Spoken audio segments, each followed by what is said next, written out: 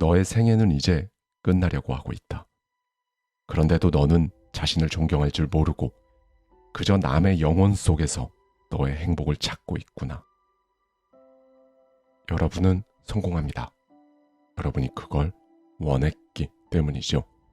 안녕하세요. 하와이 대저택입니다. 네, 여러분.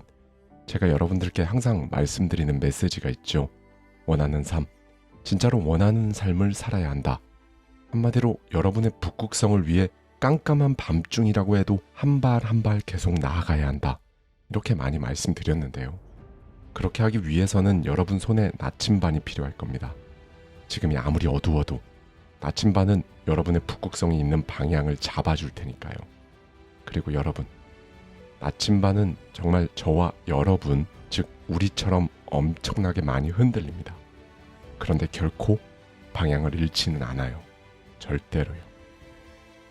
2025년도 저물어가는 지금, 여러분의 북극성을 향해 가는 방법, 그 나침반에 대해 정말 명확하게 말씀드리겠습니다. 하와이 대저택의 밤과 나침반, 이 책에 담겨있는 6개의 나침반 중 하나를 가져와서요. 저자인 제가 직접 여러분들과 생각해보고 싶은 부분에 대해 말씀드리도록 하겠습니다. 자기계발이라는 것은 도대체 무엇인가? 우리는 변화를 위해 철학서, 입문서, 경제 경영서, 자기계발서를 읽습니다. 공부해야 한다, 성장해야 한다, 변화해야 한다라고 말하면서 말이지요. 이 말들은 얼핏 들으면 우리를 더 나은 삶으로 이끌어줄 것처럼 들립니다. 하지만 곰곰이 들여다보면 그 말들이 오히려 나를 얽매고 있는 무형의 족쇄일 수 있습니다. 요즘 많은 사람들이 자기 개발을 하나의 통과 의례처럼 여깁니다. 마치 그것을 해내야만 투자를 할 수 있고 창업을 할 수 있으며 커리어를 바꾸거나 부를 쫓을 자격이 생긴다고 믿습니다. 결국 내가 원하는 삶을 살기 위해서는 일단 자기 개발을 무조건 거쳐야 한다는 성결 조건처럼 굳어져 버린 생각. 그 생각 자체가 바로 우리가 갇혀 있는 첫 번째 프레임이죠. 이런 사고방식은 자기 개발을 수단이 아닌 허들로 만들어 버립니다. 내 마음 하나도 제대로 못 다스리는데 어떻게 내가 그걸 하겠어. 이런 식으로 자기 의심에 빠지게 되지요. 그러다 보면 개발이 아니라 검열이 시작되고 그 과정에서 도전은 미뤄지고 삶은 그냥 또 제자리 걸음을 하게 됩니다. 그래서 저 역시 자기 개발이라는 단어를 그다지 좋아하지 않습니다. 그 단어는 무언가를 해내기 위한 유용한 개념일 수는 있지만 동시에 우리를 다음 단계로 나아가지 못하게 만드는 장애물이 되기도 합니다. 그럼 이 지점에서 우리는 도대체 뭘 어떻게 해야 할까요? 자기 개발은 완성하는 것이 아니고 인내는 억압이 아니다. 자기 개발은 도착이 아니라 과정, 완성이 아니라 지속에 대한 것입니다. 반복을 지속하는 힘, 흔들려도 중심으로 돌아오는 회복력, 실패를 바라보는 관점과 태도, 이 모든 것이 자기 개발의 본질이지요. 그리고 이를 가능하게 하는 건 결국 내가 올바른 방향으로 가고 있다는 믿음, 더 나아가 확신입니다. 그러니 먼저 여러분 스스로에게 물어보세요. 나는 지금 무엇에 갇혀 있는가? 지금 혹시 자기 개발이라는 말에 갇혀 있지는 않나요? 성장해야만 한다는 이유로 자기 자신을 닥달하다가 정작 나를 잃어가고 있는 것은 아닌가요? 무언가를 계속하려면 인내라는 것이 항상 필요합니다. 여러분은 인내라는 단어를 들으면 어떤 감정이 떠오르시나요? 대부분 답답함, 억눌림, 고통을 참아내는 힘겨운 상태를 떠올릴 것입니다. 그래서인지 인내라는 말은 자칫 자기 억압처럼 들리기 쉽습니다. 그러나 인내는 감정을 억누르는 것이 아니라 자신이 정한 방향을 향해 그저 조용히, 묵묵히 계속해 나아가는 일종의 의지에 가깝습니다. 물 들어올 때 노 젓는다는 속담 들어보셨지요? 요즘에는 이 말이 바뀌었다고 합니다. 물 들어올 때 노를 젓는 것이 아니라 물 들어오기 전에 노를 젓고 있어야 물이 들어왔을 때 제대로 나아갈 수 있다는 것이지요. 그러니 이 말은 물 들어오기 전에 노부터 저으라로 바꿔야 할 것 같습니다. 기회를 기다리기만 할 것이 아니라 매일 노를 젓는 연습, 즉 반복과 지속이라는 태도를 갖춰야 하는 것이지요. 그래야 기회가 왔을 때 남들 눈에는 잘 보이지 않는 기회조차도 알아차리고 잡을 수 있으니까요. 자신의 성공을 굳게 믿는 사람은 오늘도 노를 젓고 내일도 노를 젓습니다. 눈앞에 아무 변화가 없더라도, 보는 사람이 단 한 명도 없더라도, 바람이 불지 않더라도 노를 젓습니다. 그러다 어느 날 물결이 밀려 들어오는 순간 망설이지 않고 앞으로 나아갑니다. 그에 비해 아무것도 준비하지 않은 사람은 그때서야 황망하게 묻습니다. 배는 어디 있지? 노는 어디 있어? 물이 지금 어디에서 들어오지? 그럼 내가 가야 되는 방향은 어느 쪽인 거지? 준비되지 않은 사람은 혼란에 빠지기 마련입니다. 하지만 평소에 준비하며 기회를 기다린 자에게 인내는 억압이 아닙니다. 인내는 바로 반복 속에서 준비된 움직임이지요. 내가 선택한 삶의 방향을 아무도 알아주지 않아도, 오늘 내가 한 일이 의미 없는 것처럼 느껴져도 묵묵히 하루하루 노를 젓는 일을 멈추지 않습니다. 지금 여러분이 젓고 있는 노가 누군가의 눈에는 헛수고처럼 보일지도 모릅니다. 하지만 인생의 바람이 몰아칠 때 알게 될 겁니다. 그것이 나를 휘청이게 하는 바람이 아니라 내가 원하는 방향으로 나아가게 해주는 순풍이라는 것을 말이죠. 인내란 억누름이 아닙니다. 조용한 질주입니다. 너는 그저 남의 영혼 속에서 너의 행복을 찾고 있구나. 자신을 잘 챙겨야 한다는 말, 우리는 참 자주 듣습니다. 그런데 자신을 잘 챙긴다는 게 정확히 무슨 뜻일까요? 우리가 누군가를 챙기려 할 때 가장 먼저 하는 일은 그 사람의 욕구와 필요를 파악하는 것입니다. 저 사람은 뭘 좋아할까? 저 사람에게 지금 필요한 게 뭘까? 작은 선물 하나를 고를 때도 상대에 대해 꽤 깊이 고민하지요. 하지만 정작 나 자신에게는 이런 질문을 거의 던지지 않습니다. 나는 지금 무엇이 필요하지? 내가 진짜 원하는 건 뭘까? 이 질문 앞에서 번번이 말문이 막힙니다. 왜냐하면 우리는 살아오면서 단 한 번도 자신에게 말을 걸어본 적이 없기 때문입니다. 내가 나인데 무슨 말을 해? 나는 그냥 나잖아. 이런 생각 때문에 스스로를 오랫동안 소위 무생물 취급하며 살아왔습니다. 늘 외부에서 무언가를 받아들이고 외부 자극에 반응하며 외부의 기준에 맞춰 움직였습니다.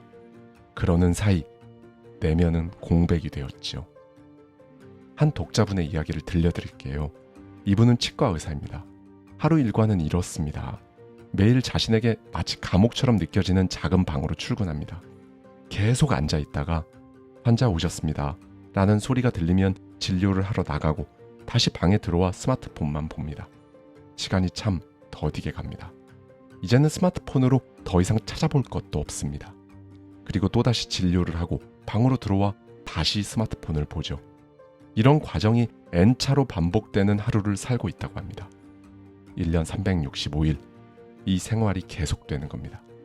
그는 이렇게 말했습니다. 이건 제가 원했던 삶이 아닌 것 같아요. 하루하루 아무 의미도 없고 그 어떤 감정도 없습니다. 놀라운 점은 그가 이 말을 꺼내기까지 무척 오랜 시간이 걸렸다는 사실입니다. 왜냐하면 그 마음을 누구에게도 편하게 털어놓을 수 없었기 때문이지요. 혹시라도 이해받고 싶은 마음에 이야기하면 돌아오는 반응은 대부분 이랬습니다. 복에 겨운 소리 하고 있네. 세상이 얼마나 힘든데 어디서 그런 배부른 소리를 하고 있냐? 이런 반응을 계속 겪다 보면 사람은 결국 자신 안의 진짜 목소리마저 의심하고 부정하게 됩니다. 내가 진짜 이기적인 건가? 내가 다른 걸 원하는 게 맞긴 한가? 그러다 보면 내면의 목소리는 점점 더 작아지다가 결국에는 아무 말도 못하게 되지요. 이분은 자신의 욕망대로 살아본 적이 없었습니다. 주변의 기대를 보고 들으며 저 기대에 부응해야 한다라는 생각뿐이었다고 합니다. 그러다 보니 기대에 부응한다는 것이 곧 자신의 욕망이라고 착각하며 살아온 것이지요. 너의 생애는 이제 끝나려고 하고 있다. 그런데도 너는 자신을 존경할 줄 모르고 그저 남의 영혼 속에서 너의 행복을 찾고 있구나. 마르쿠스 아우렐리우스의 이 말은 격렬한 통찰을 줍니다. 혹시 남의 생각, 남의 기대, 남의 감정을 마치 내 것처럼 착각하며 살고 있진 않나요? 순간적인 만족감은 얻을지 몰라도 다른 사람의 방식이 내 삶의 답이 될 수는 없습니다. 타인의 기준으로는 결코 내 영혼이 만족할 수가 없으니까요. 지금도 수많은 사람이 자신에게 묻지 않은 채 누군가의 기준에 맞춰 열심히 살아갑니다. 하지만 확실한 건 성장은 결코 외부의 인정에서 오지 않는다는 점입니다. 성장은 자신과의 내적인 대화에서 시작됩니다. 내가 지금 힘든 이유가 뭔지, 그게 왜 싫은지, 내가 진짜 원하는 건 무엇인지, 그걸 위해 무엇부터 시작할 건지, 궁극적으로는 어떻게 살아가고 싶은지를 스스로에게 묻고 그 답에 귀 기울이는 것, 그게 바로 내면의 성장, 즉 내 그릇을 키우는 과정인 것입니다. 여러분, 오늘 자신과의 대화를 한번 해보십시오. 낙서처럼 종이에 끄적여도 좋고 일기를 써도 좋습니다. 혼자 걸으며 독백을 해도 괜찮습니다. 낯설고 어색할지도 모르지만 일단 해보면 분명히 강하게 느껴지는 무언가가 있을 것입니다. 그 느낌이 무엇인지 여러분이 직접 느껴보시기를 바랍니다. 머릿속 막연한 생각을 물리적인 물건으로 만드는 법. 여러분은 평소 한 말들이 모두 입 밖으로 낸 말이라고 생각하시나요? 하지만 사실은 그렇지 않습니다. 성대를 울려서 내는 말보다 마음속에서 조용히 반복되는 말들이 훨씬 더 많습니다. 그런데 수많은 내면의 말들에 대해 우리는 거의 반응하지 않습니다. 왜 맨날 이렇게 피곤하지? 저 사람 나한테 왜 저렇게 말하지? 지금 내가 하고 있는 일, 이거 계속하면서 살아도 되나? 이런 질문들이 머릿속을 맴돌지만 우리는 그저 무심하게 무시합니다. 내가 나에게 말을 걸고 있는데 나 자신은 전혀 반응하지 않는 것이지요. 이때 필요한 것이 바로 쓰기입니다. 머릿속 생각을 글로 쓰기 시작하면 우리는 비로소 자신과의 내적인 대화를 보이는 형태, 즉 물리적 실체로 만들어낼 수 있습니다. 무형의 것을 유형의 것으로 바꾸는 과정인 것이지요.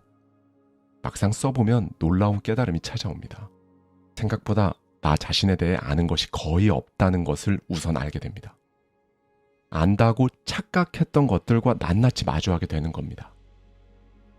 학생 시절 주관식 시험을 봤던 경험을 떠올려 보세요. 답이 머릿속에서 맴도는 것 같고 생각이 날 듯 말 듯 하지만 끝내 떠오르지 않을 때가 있었을 것입니다. 그리고 실제 답을 알게 되면 이거 원래 아는 건데 라며 아쉬워하지만 그것은 실제로 몰랐던 것입니다. 죽을 때까지 나를 다스린다는 것의 저자 기시미 이치로가 강조한 것도 바로 이 부분입니다. 글쓰기는 상상의 토대가 되고 내면 대화의 도구가 됩니다. 머릿속이 막막할 때 생각을 더 많이 하지 않으면 명료해질 수가 없습니다. 생각을 멈추자라고 해봤자 이미 마음속은 혼란으로 가득 차 있기 때문이지요. 이럴 때 필요한 건 생각을 끄는 것이 아니라 생각을 밖으로 꺼내는 것입니다. 그래서 저는 복잡할수록 펜을 듭니다. 지금 내가 바라는 게 무엇인지, 왜 이렇게 힘이 드는지 쓰다 보면 보입니다. 두려움일 수도 있고 게으름일 수도 있으며 완벽주의 때문일 수도 있습니다. 이유를 파악하는 것만으로도 이미 엄청난 의미가 있습니다. 기차에 올라탄 것이니까요. 이와 달리 여전히 집에 머물며 생각만 하는 사람과는 시간이 지나며 비교할 수조차 없는 차이가 만들어질 것입니다. 이런 의미에서 생각을 글로 써보는 것은 나 자신과의 내면 대화를 현실의 행동으로 옮기는 탁월한 방법입니다. 머릿속에 둥둥 떠다니는 말들이 글자가 되고 문장이 되는 순간 우리는 더 이상 막연한 존재가 아닙니다. 방향성을 가진 인간이 되는 것이지요. 소확행이라는 것은 실제하는가? 현실적으로 이만큼만 하자. 여러분에게는 이 말이 어떻게 들리시나요? 한편으로 현명한 충고처럼 들리기도 합니다. 하지만 조금 더 들여다보면 이 말 속에는 자기 한계를 스스로 그어버리는 습관이 숨어 있습니다. 로마의 황제였던 마르쿠스 아우렐리우스도 솔직하게 고백합니다. 나는 철학자의 삶을 살고 싶었다. 그러나 끝내 그렇게 살기 위해 어떠한 것도 하지 않았다. 현실적인 범위 안에서 가능한 것만 하며 살아왔다. 그리고 그는 이렇게 결론 짓습니다. 이렇게 된 이유는 내가 나를 사랑하지 않았기 때문이다. 네, 이 말은 가슴을 세차게 칩니다. 왜냐하면 정말 사랑하는 사람에게는 무엇이든 해주고 싶어지는 것이 인간의 마음이기 때문입니다. 가족이나 아이가 간절히 원하는 것이 있다면 우리는 어떻게든 해주고 싶어서 방법을 찾고 또 찾습니다. 그런데 정작 자기 자신에게는 그건 힘들지. 지금은 아니야. 그걸 네가 감당할 수 있을까? 라며 기회를 주지 않습니다. 바로 그 태도가 나를 믿지 않는 증거입니다. 영국의 정신분석학자 존 볼비가 제창한 애착 이론에 따르면 아이가 부모와 안정적인 애착을 맺으면 훨씬 더 대담해집니다. 엄마 곁을 벗어나 자유롭게 탐색하고 새로운 환경에도 도전할 수 있는 힘이 생기지요. 왜냐하면 마음 깊이 알고 있기 때문입니다. 언제든 돌아갔을 때 반겨줄 안전한 존재가 있다는 것을 말이죠. 이건 성인도 마찬가지입니다. 자기 자신에 대한 믿음이 없으면 우리는 삶을 탐색하지 못합니다. 그 자리에 그냥 머물 뿐이지요. 도전하지도 않고 확장하지도 않습니다. 그러다 보니 어느 순간부터 나는 원래 이런 사람이야. 나는 원래 이 정도가 딱 좋아. 그냥 소소하게 만족하며 살고 싶어. 라는 말들로 스스로를 제한하기 시작합니다. 이 말들은 얼핏 소확행처럼 들리지만 사실은 자기 의심이 굳어진 신념인 경우가 많습니다. 자기 확신과 자기 의심은 서로 반대편에 있는 게 아니라 내가 신념의 방향을 어느 쪽에 두고 있느냐에 따라 갈리는 선택지일 뿐입니다.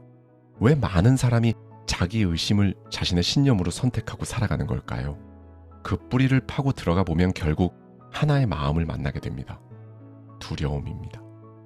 실패할 것 같고 지금보다 더 힘들어질 것 같고 무엇보다 내가 그걸 할 수 없을 것 같은 두려움이 증폭되면 우리는 자기 보호를 위해 본능적으로 방어막을 칩니다. 그 방어벽이 바로 한계인 것이지요. 자기 확신은 타고나는 것이 아닙니다. 만들어가는 것입니다. 숱한 고민과 질문 끝에 그래도 해보자 라고 마음 먹고 한 발 한 발 내디딘 사람들이 결국 자기 확신을 장착하게 됩니다. 그러니 안전지대에만 머무르지 마십시오. 여러분이 그곳에 머무는 건 여러분의 능력이 부족해서가 아니라 자기 자신을 아직 충분히 사랑하지 않아서입니다. 인생의 터널을 웃으며 통과하라. 운전을 하다 보면 터널을 통과해야 할 때가 있습니다. 왜 터널이 여기 있냐고 원망한들 터널이 사라지는 일은 없지요. 오히려 지금 이 터널은 내가 목적지에 가기 위해 반드시 통과해야만 하는 구간이구나 라고 생각하는 것이 낫습니다. 안전하게 운전하다 보면 곧 목적지에 도착할 테니까요. 직접 운전해서 서울에서 부산까지 간다고 가정해 보겠습니다. 경부고속도로를 이용할 경우 약 22개의 터널을 지나야 합니다. KTX를 타면 어떨까요? 무려 84개의 터널을 통과해야 합니다. 이때 터널 길이만 해도 무려 149.8km에 달합니다. 전체 경로 중 거의 3분의 1이 터널인 것이지요. 삶이라는 여정에도 터널이 존재합니다. 터널은 시야를 가립니다. 빛도 없고 소리도 둔탁하게 울리며 방향 감각조차 흐리게 만들지요. 하지만 분명한 건 입구와 출구가 있다는 사실입니다. 터널을 지나가는 건 극복의 문제가 아니라 통과의 문제입니다. 극복에는 높은 벽을 넘어야 한다라는 무거움이 있지만 통과에는 이 길을 지나가기만 하면 된다라는 확신이 있습니다. 터널 안에서 우리가 해야 할 일은 출구를 향해 그저 나아가는 일입니다. 원하지 않는 일이 생기고 말도 안 되는 상황이 닥치고 왜 하필 나한테 이런 일이 일어났을까 수없이 되묻더라도 결국 시간이 지나면 알게 됩니다. 그때 그 일은 당시에 나에게 필요했기 때문에 일어난 거였구나 라고 말이죠. 여러분, 지금 상황이 너무 힘들거나 혹은 원하는 길을 가고는 있지만 변하는 것은 아무것도 없고 인내해야만 하는 이 길이 끝나지 않을 것 같이 느껴질 수 있습니다. 그럴 때 여러분의 노트 한 페이지에, 노트북에, 스마트폰 메모장에 적어보십시오. 이 일은 나에게 어떤 의미가 있을까? 나중에 나라는 사람의 자서전이 나온다면 지금 이 고통의 시기는 어떻게 회고될까? 그리고 이 질문에 여러분 스스로 그저 담담하게 이런저런 답을 적어보세요. 그 기록조차 훗날 여러분의 엄청난 자산이 되어 있을 것입니다. 감사합니다. 지금까지 밤과 나침반의 저자 하와이 대저택이었습니다.